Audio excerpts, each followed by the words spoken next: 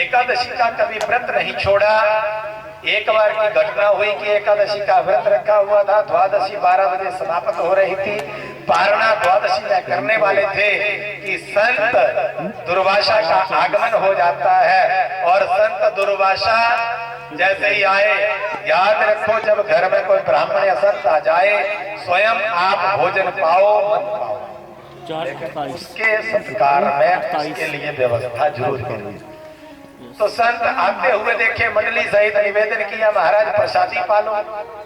दुर्वासा ने कहा ठीक है, हम भी भूखे बहुत है, यमुना में स्नान करेंगे और प्रसादी को ग्रहण कर लेंगे। लेकिन घटना कुछ और घट गई। यमुना में स्नान करने गए, समय अधिक लग गया। अम्बरीश आज खड़े हैं द्वार पर अपने व्रत का पारणा करने के लिए, लेकिन दुर्वासा संत का आगमन नहीं हो रहा।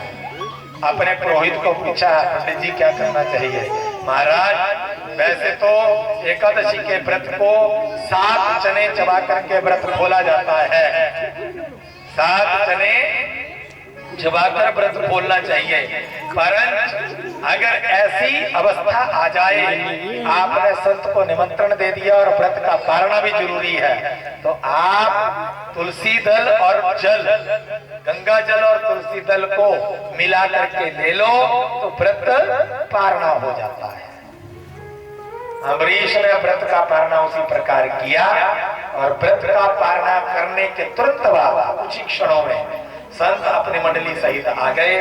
संतों की मंडली आई, दुर्वासा ने योग बल से देखा अम्बरीश ने व्रत खोल दिया है, और जैसे ही व्रत को खुला देखा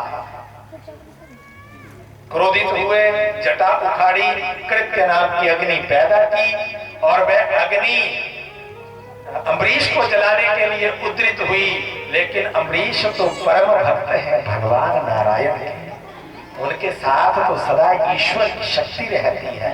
जो व्यक्ति ईश्वर का भजन सतत करता है उसके साथ उसी ईश्वर की शक्ति विराजमान होती है, और उस शक्ति के बल से, शक्ति में शस्त्र सुदर्शन था, वह सुदर्शन उस कृत्य के पीछे दौड़ा और कृत्य वहां से भाग गई।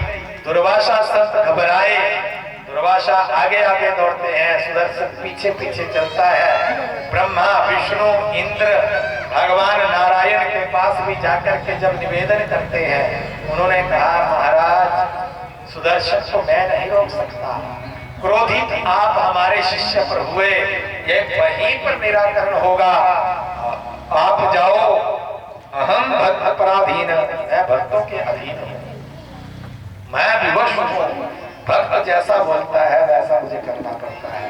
और फिर संत दुर्वासा वैकुंठ से सीधा राजा अम्बरीश के द्वार पर आए, चरणों में गिरे और गिर करके क्षमा मांगी। जैसे ही चरणों पर गिरे, सुदर्शन अपने आप पीछे हट गया। कहने का भाव, क्रोध में लिया गया निर्णय गलत हो सकता है।